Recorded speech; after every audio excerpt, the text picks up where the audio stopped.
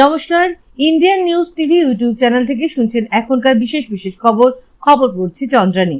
ভোটের ফল প্রকাশের পর একবারও দিল্লিমুখী হননি। নেটকাণ্ডের তদন্তে গিয়ে বিহারে হামলার মুখে সিবিআই আধিকারিকরা।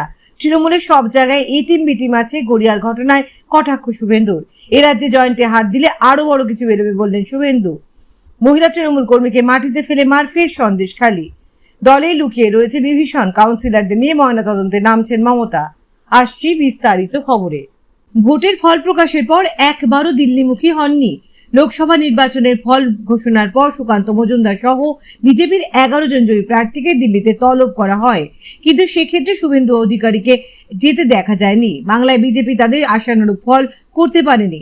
বুথ ফেরত সমীক্ষাতেও যে ইঙ্গিত দেওয়া হয়েছিল তার কিছুই বাস্তবে মেলেনি। সবকিছু ঠিকঠাক থাকলে লোকসভা ভোটের পরে এই প্রথম দিল্লি যাবেন রাজ্য বিধানসভা বিরোধী দলনেতা শুভেন্দু অধিকারী। অন্তত তেমনটাই খবর সূত্র মারফত। লোকসভা ভোটের পরে তার একাধিকবার দিল্লি যাওয়ার কথা থাকলেও শেষ পর্যন্ত যাননি শুভেন্দু। রবিবার তার দিল্লি যাওয়া কি কারণে সেটা অবশ্য স্পষ্ট নয়। 2019 সালের চেয়ে কম আসন পেয়েছে বিজেপি, তা নিয়ে দলের অন্দরেই প্রচুর কাটাছেঁড়া হয়েছে। সব থেকে বেশি নাড়া দিয়েছে দিলীপ ঘোষের হার। তার আসন তুলে নিয়ে গিয়ে বর্ধমান দুর্গাপুর লোকসভা কেন্দ্রে লড়ানো হয়েছে।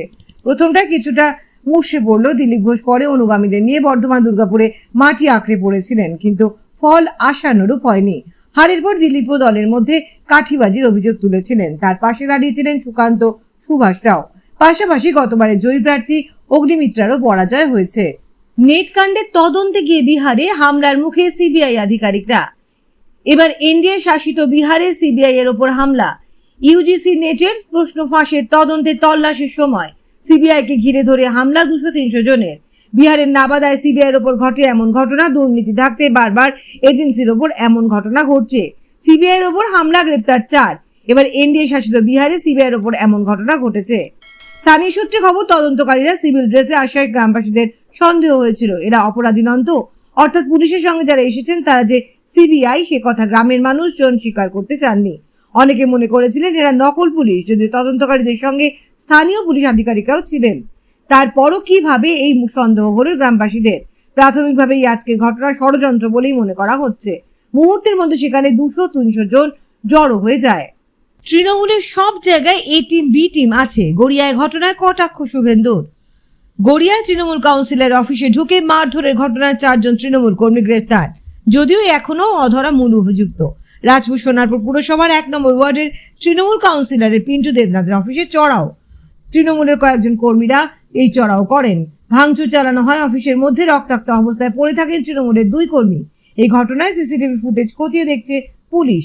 হামলার নেপথ্যে ঠিক কি কারণ তাও খতিয়ে দেখা হচ্ছে বলে জানিয়েছে নরেন্দ্রপুর থানা। অন্যদিকে একে অন্যের বিরুদ্ধে প্রকাশ্যে মুখ খোলার জের। কলকাতা 104 ও 110 নম্বর ওয়ার্ডের 2 কাউন্সিলরকে শোকজ করল তৃণমূল। সূত্রের খবর, 2 কাউন্সিলরের দ্বন্দ্বে দলের ভাবমূর্তি ক্ষুণ্ণ হচ্ছে বলে মনে করছে শৃঙ্খলা রক্ষা কমিটি। লোকসভা ভোট মিটতে না মিটতেই কলকাতার বুকে একের পর এক জায়গায় প্রকাশ্যে এসেছে তৃণমূলের গোষ্ঠী দ্বন্দ্ব। তাতে অন্য মাত্রা যোগ করেছে পাটুলির ঘটনা। তৃণমূলের সব জায়গায় এটিম বিটিম আছে, গড়িয়ার ঘটনায় কটাক্ষ শুভেন্দুর। এ রাজ্যে জয়েন্টে হাত দিলে আরো বড় কিছু বেরোবে বললেন শুভেন্দু। পশ্চিমবঙ্গে জয়েন্ট এন্ট্রান্সে হাত দিতে এর থেকে বড় কিছু বেরোবে।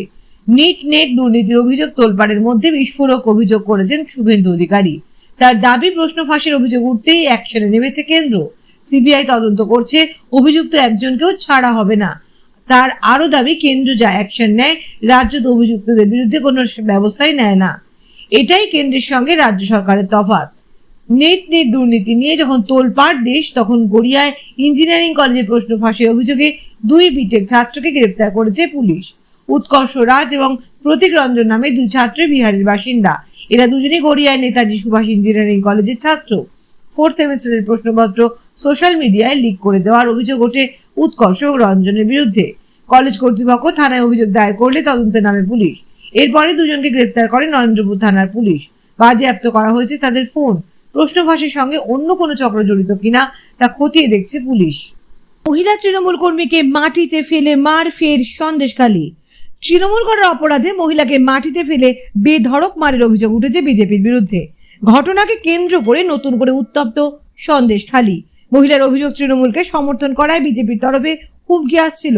সন্দেশখালী খুলনার বাসিন্দা ওই মহিলার আরও অভিযোগ, বিজেপির জনক মণ্ডল এবং অপর্ণা মণ্ডল লাঠি দিয়ে বেধড়ক মারধর করেছেন। মাটিতে ফেলে চলে লাঠি, ঘুষি, মারধরের ঘটনায় 5 বিজেপি নেতাকর্মীদের বিরুদ্ধে সন্দেশখালী থানায় অভিযোগ দায়ের করেছেন ওই মহিলা। বিজেপির বসিরহাট সাংগঠনিক জেলার সভাপতি তাপস ঘোষ অবশ্য বলেছেন, এই ঘটনার সঙ্গে রাজনীতির কোনো যোগ নেই।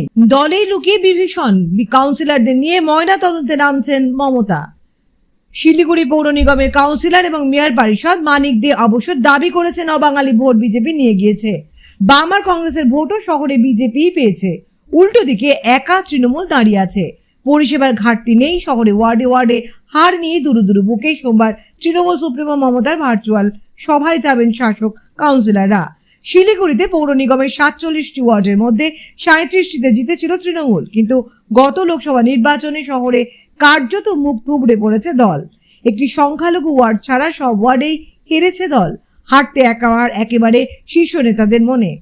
শহরে কেন হার, তারই উত্তর খুঁজছেন ঘাসফুল শিবিরের নেতারা। আগামী সোমবার বিকেল 3টে ভার্চুয়াল সভায় হাজির থাকতে বলা হয়েছে সমস্ত শাসক কাউন্সিলরদের। দুরু বুকে সেই সভায় যাওয়ার প্রস্তুতি নিচ্ছেন শাসক কাউন্সিলররা।